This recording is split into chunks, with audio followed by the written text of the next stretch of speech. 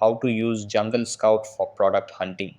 Hey guys, in this video, I am going to show you how you can use Jungle Scout for product hunting. So make sure to watch this video till the end and let's get started.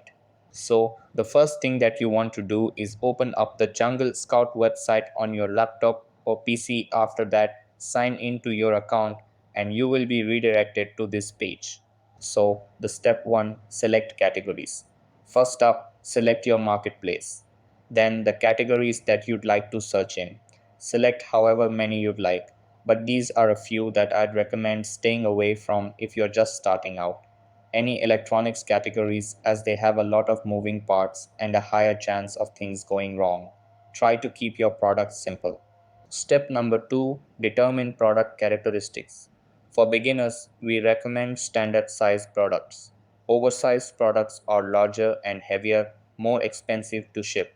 Then the type of seller indicates if the product is being fulfilled by Amazon, fulfilled by merchant, or sold by Amazon themselves. If you don't check the fields, it's going to search through all of them.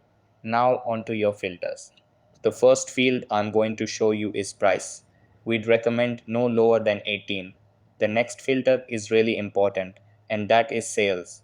So we'd recommend at least 300 sales per month, which works out to be about 10 sales per day, which is a good number to shoot for.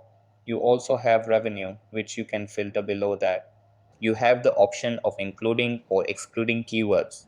If you're trying to narrow down a particular niche, we've found that the best results come from keeping the keywords fairly broad and not putting in too many. When you're including keywords, you can exclude as many as you like. If you create a set that you like, you can save the filter set to come back to it later. Over here, you can load a preset.